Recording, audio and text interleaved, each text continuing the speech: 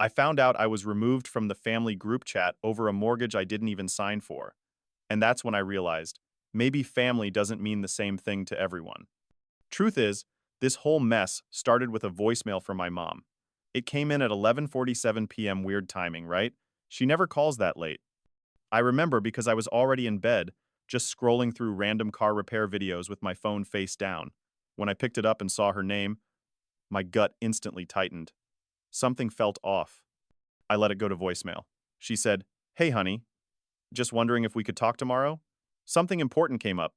It's nothing bad, we could use your help with something. Love you." That "we" in her voice, it had that soft guilt tone. You know, the one moms use when they're about to ask for something they already feel bad about. I called her the next morning, half worried something happened. She picked up fast, like she was waiting. After the usual small talk, she dropped it. "Your dad and I are a little behind on the mortgage. Just a little bump. We're hoping you could help us out just this once."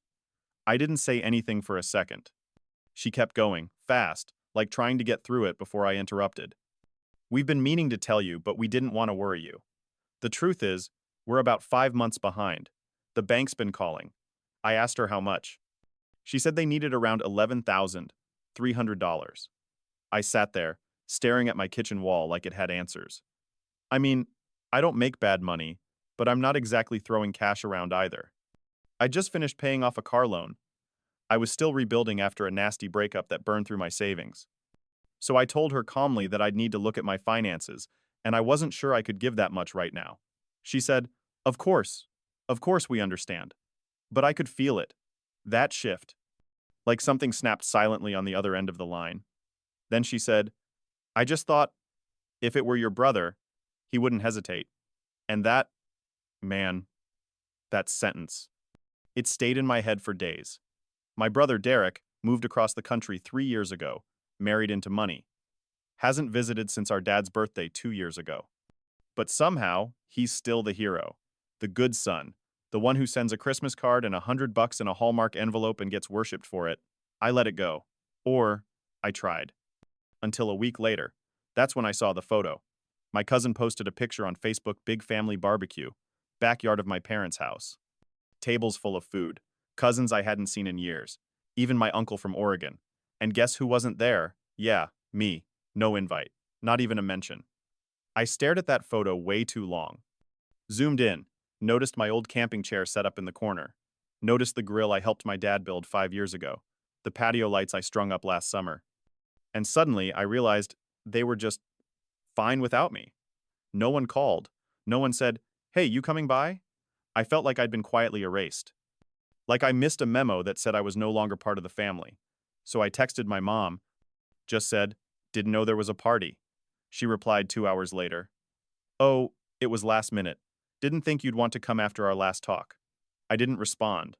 I didn't know how to. Because under that one sentence, there was a whole message.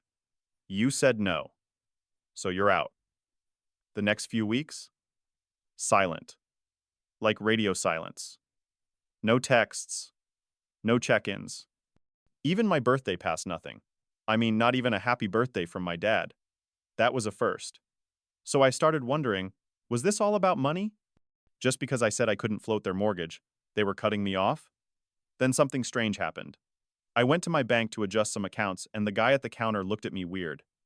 Asked me if I still wanted to be a co-signer on the refinance. I froze. "What refinance?" I asked. He checked, gave me a few vague details. Apparently, my name had been submitted on a mortgage refinance form for my parents' address. My signature was supposedly on file. Except I never signed anything, never even knew about it. That's when the pit in my stomach turned into fire. I requested a copy. Took a few days, but when I got it there it was. My name, my signature. Except, not my signature. It looked close. Like someone had tried to copy it from old documents. My mom used to handle my paperwork when I was younger. She knew how I signed things. And yeah, I wanted to believe it was a mistake, a clerical error. But deep down, I knew it wasn't. And suddenly, everything made sense. The late-night voicemail, the subtle guilt, the sudden cold shoulder. They didn't just want help, they wanted silence.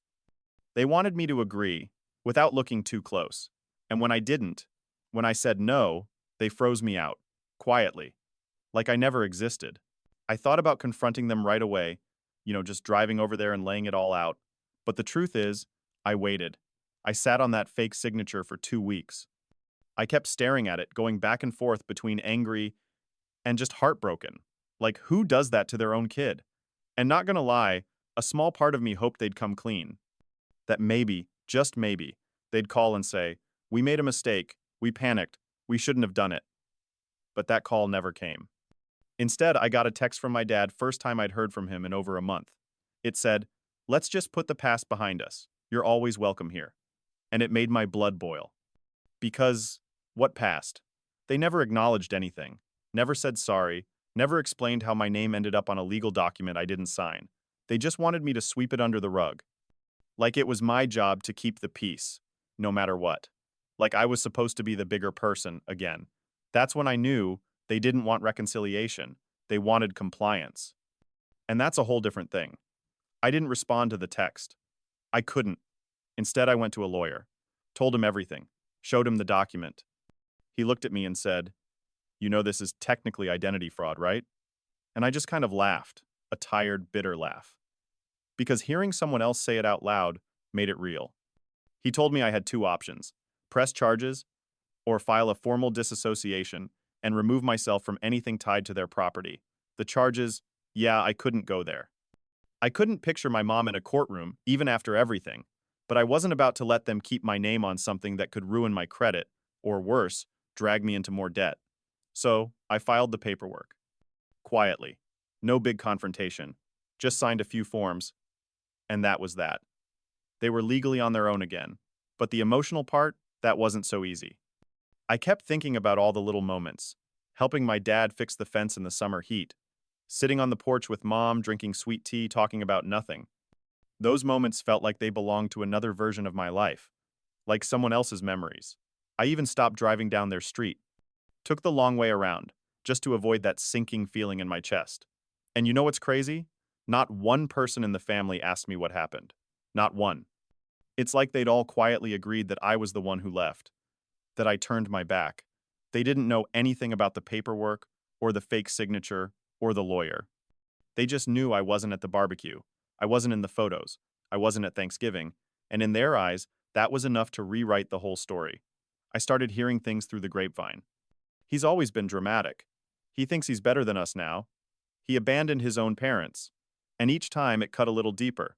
But I kept quiet. Because some stories aren't worth correcting. Especially when no one wants the truth anyway. But here's where things started to turn. I got a letter in the mail not from my parents, but from the bank. Apparently, they defaulted on the refinance. Payments never came. The account was flagged. And somehow, despite everything I filed, they were still using old info tied to me. I went back to my lawyer. He was furious. Said they must have used my previous documents to try and buy time, maybe hoping no one would notice. That's when he asked me something I hadn't considered. "Did you ever check the title on the house?" I hadn't. I mean, why would I? It's their house. Always has been. But we looked, and that's when everything snapped into place. Because 5 years ago, after my dad had that surgery and things were tight, I'd co-signed a temporary loan to help them stay afloat. Nothing huge, just enough to get them through. What I didn't realize back then was that my name had quietly been added to the title. Not full ownership, but enough to matter. Enough that when they refinanced it gave them leverage, but only if I didn't fight back. Which meant they were counting on my silence, counting on guilt to keep me in line. And for a while, it worked. But now I had choices. I wasn't just the forgotten son, I was the partial owner of the house they'd kicked me out of emotionally. And whether they liked it or not, that gave me power. The question was, what was I going to do with it? So, yeah, I had a choice. I could let it go, pretend like none of this happened. Just keep distancing myself and let time do what it does.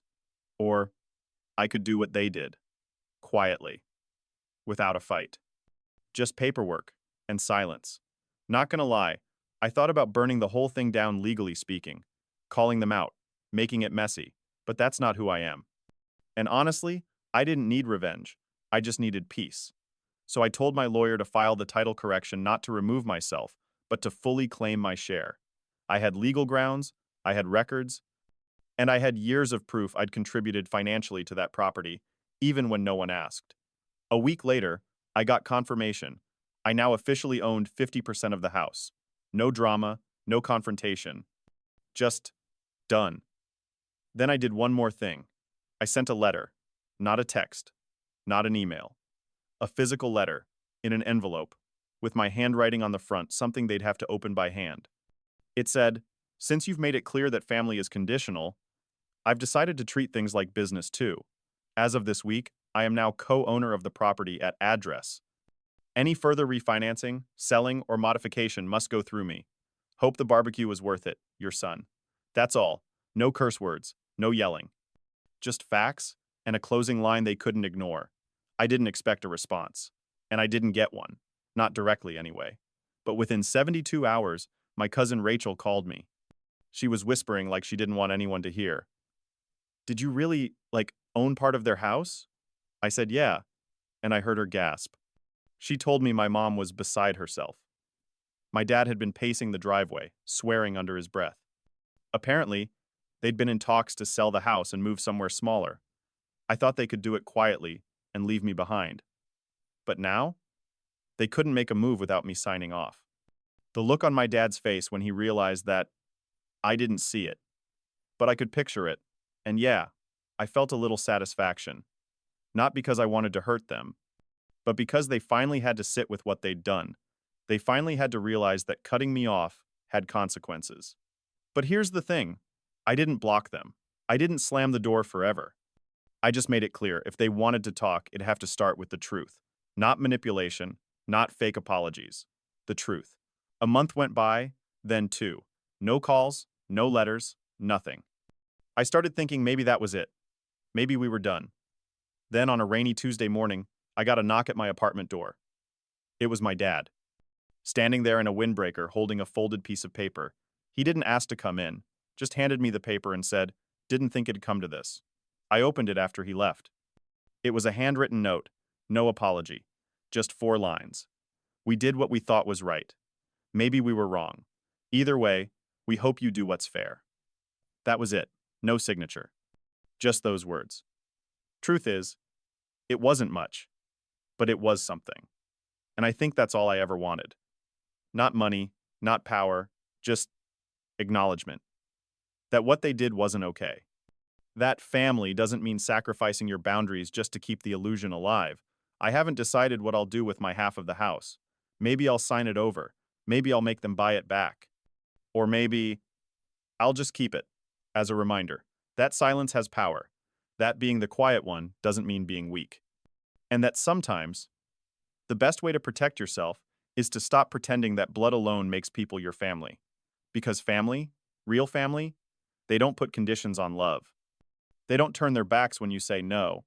And they sure as hell don't forge your name and expect you to say thank you. So yeah, I still believe in family comes first. I just had to learn. It starts with me.